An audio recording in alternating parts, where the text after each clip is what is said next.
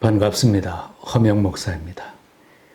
예수님은 비유를 통하여 하나님의 한없는 사랑의 마음을 알려주셨습니다. 누가복음 15장에 기록된 예수님의 비유는 집을 나간 자식을 애타게 기다리며 돌아오기를 기다리는 부모의 마음을 한 편의 드라마처럼 들려주셨습니다. 잃어버린 영혼을 찾고 죄인을 찾아 구원하시려는 하나님의 간절한 사랑의 마음을 비유한 것입니다. 아버지의 집을 나간 둘째 아들을 흔히 탕자라고 부르고 있습니다. 이 아들은 아버지가 돌아가시기도 전에 자기 몫의 유산을 먼저 달라고 해 모든 것을 가지고 아버지와 가장 먼 곳으로 가 그 모든 것을 탕진하고 비참한 처지에 놓였습니다. 결국 홈리스처럼 몰락하여 남의 집 돼지를 치며 돼지 먹이로 배를 채우려고 해도 주는 자가 없었다고 했습니다. 몸도 마음도 곤고한 처지가 되었습니다. 세상에는 탕자와 같은 인생들이 무수히 많습니다. 예수님 당시에도 사회와 교회에서 죄인시하며 소외시켰던 사람들이 많이 있었습니다. 주님은 아버지의 심정으로 그들 가운데 찾아가셔서 그들과 식탁을 함께 하시고 대화하며 그들의 친구가 되어 주셨습니다. 사람들은 희망이 없는 인생들이라고 포기해버렸지만 주님은 그들을 포기하지 않으시고 동일하게 사랑하시며 구원으로 초청해 주셨습니다. 하나님은 탕자도 포기하지 않으시지만 아직도 변화되지 못하고 있는 자녀들도 결코 포기하지 않고 돌아오기를 기다리십니다. 집안에 남아있는 큰아들은 동생이 돌아오는 것을 반기지 않아도 그 아버지는 기다리고 계셨습니다. 탕자의 모습은 인간과 하나님과의 관계에서 최악의 상황을 보여주고 있습니다. 마침내 방탕하고 몰락했던 아들은 아버지의 사랑의 품을 생각하며 이제는 돌아가야겠다고 결심을 하였습니다. 어떻게 해야 아들이 돌아오겠다는 결심을 할 수 있었고 아버지의 영접을 받았겠습니까? 둘째 아들은 정직하게 자기의 모습을 발견했기 때문입니다. 회개는 자기 자신을 정직하게 바라보는 데서 시작이 됩니다. 탕자가 아버지께로 돌아오기 전에 먼저 정신이 들어 자신의 모습을 정직하게 바라보았습니다.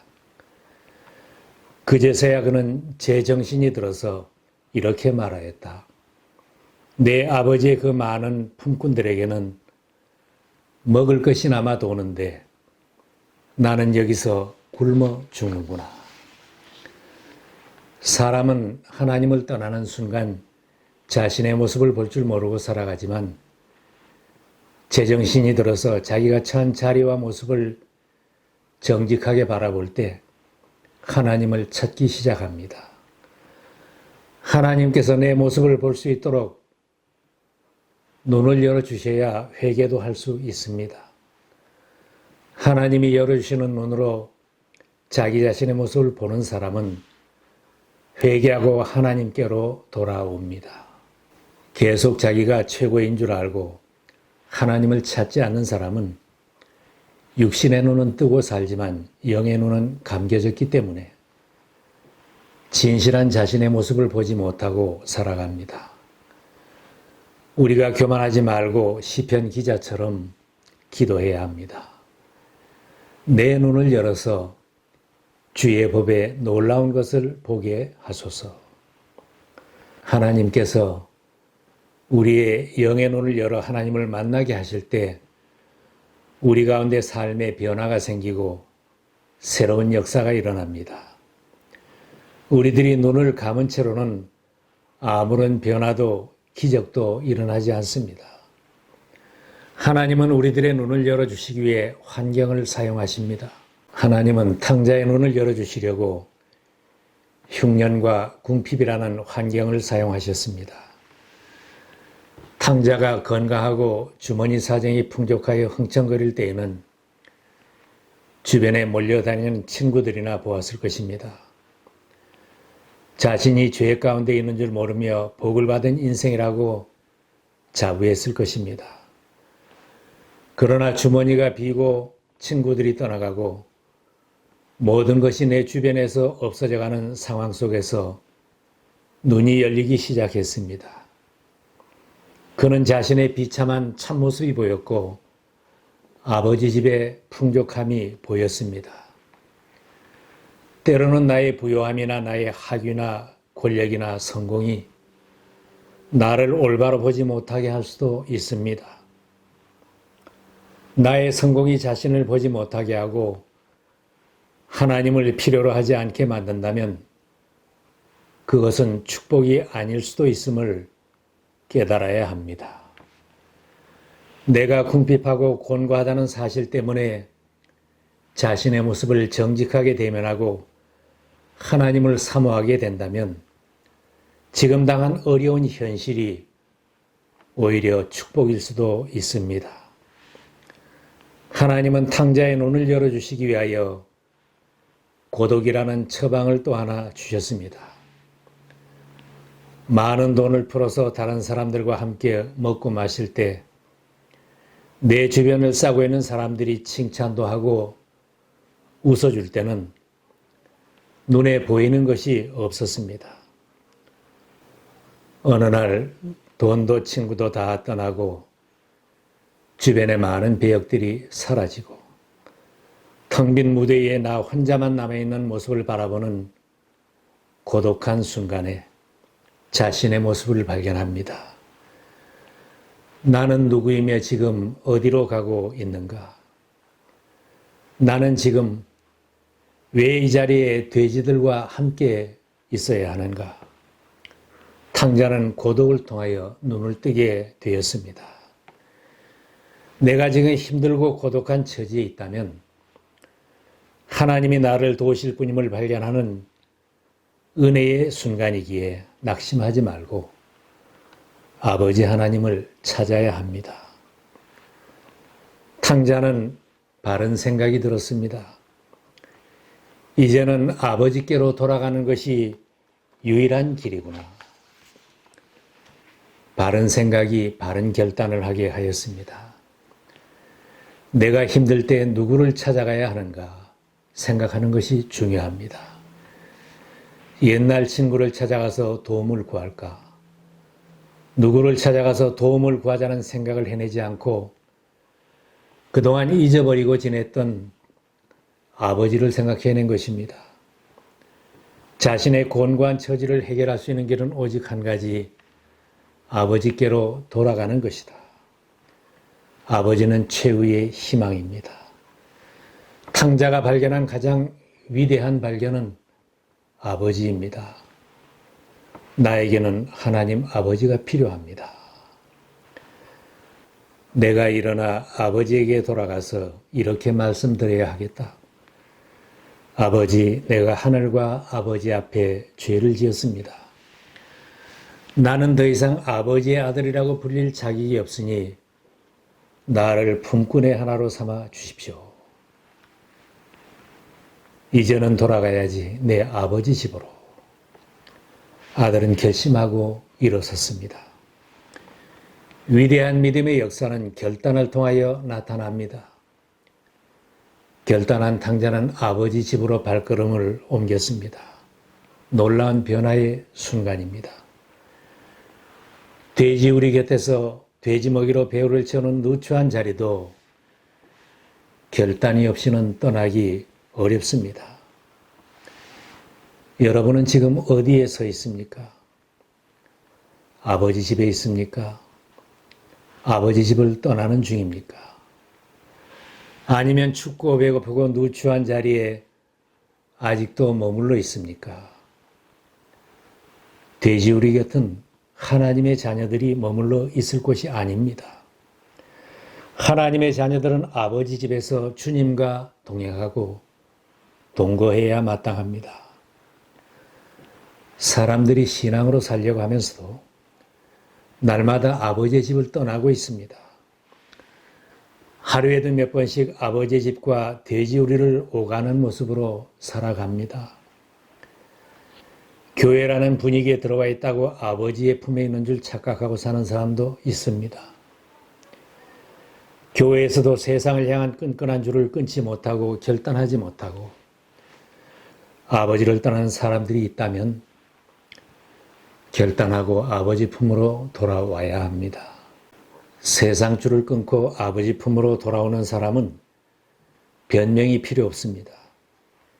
지난날 아버지의 품을 떠날 수밖에 없었던 이유를 구차하게 변명할 필요도 없습니다. 무조건 아버지에게로 돌아가면 됩니다.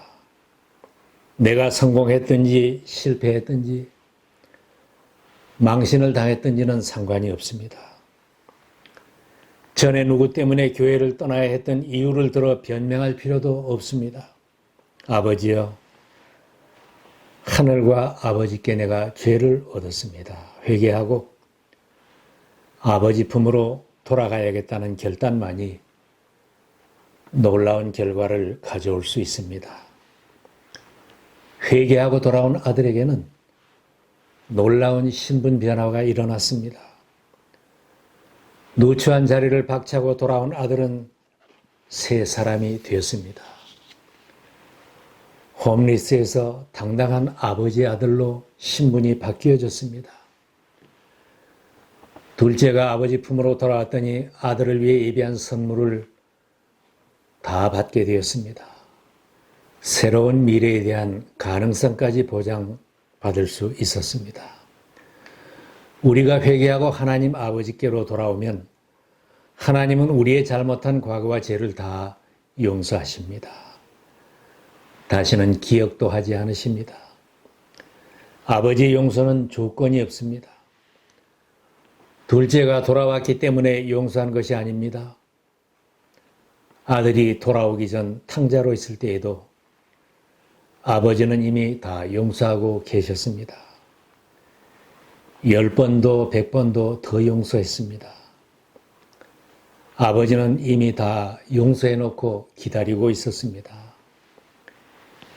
죄인된 우리가 하나님 앞에 나오고 교회에 출석했기 때문에 용서하시고 사랑하셨던가요? 아닙니다. 하나님은 우리가 죄인으로 있을 때 우리를 먼저 사랑하셨습니다. 우리가 아직 죄인 되었을 때에 그리스도께서 우리를 위하여 죽으셨습니다. 이리하여 하나님께서는 우리들에 대한 자기의 사랑을 실증하셨습니다. 이미 용서하시고 기다리고 계셨던 하나님입니다. 아들이 어둑어둑할 무렵 동네 입구에 나타났을 것입니다. 아들이 아직도 먼 거리에 있는데 아버지가 아들을 먼저 알아보고 달려나갑니다. 영락없는 홈리스 모습으로 나타난 아들인데 아버지는 달려가서 아들을 안고 입을 맞추었습니다. 행여나 아버지가 나를 받아주실까 무거운 발걸음으로 돌아오는 아들을 아버지는 10걸음을 더 달려가서 맞이해 주었습니다. 조건 없는 아버지의 사랑은 아들의 신분을 바꾸어 놓았습니다. 아버지가 종들에게 명령했습니다. 어서 가장 좋은 옷을 꺼내서 그에게 입히고 손에 반지를 끼우고 발에 신을 신겨라. 요한복음의 말씀대로입니다. 영접하는 자, 곧 그 이름을 믿는 자들에게는 하나님의 자녀가 되는 권세를 주셨으니 하나님 아버지 품으로 돌아온 자녀의 변화가 우리에게 나타나고 있습니까? 주일마다 교회에 출석하지만 하나님과 관계가 분명하지 않은 사람들이 있습니다. 교회 마당까지 밟고 예배당 안에까지는 들어왔는데 하나님을 만나지 못하는 사람들이 있습니다. 하나님께서 너는 내 아들이다, 너는 내 딸이다 선언하시면서 새 옷을 입혀주고 가락지를 끼워주고 새 신발을 신겨주는데도 또 가출 업무를 하는 사람들이 있습니다. 다음 달에는 교회를 떠나자. 내년에는 부담 없이 신앙생활할 수 있는 교회를 찾아 떠나보자. 이런 생각을 하면서 동구 밖을 나서는 사람들이 있다면 문 밖에 서서 사면을 보며 부르시는 하나님 아버지의 음성을 들으셔야 합니다. 돌아와, 돌아오너라, 돌아와야 해. 너는 내 사랑하는 자녀, 내 품으로 돌아오라. 하나님 아버지의 음성을 들을 수 있기를 바랍니다.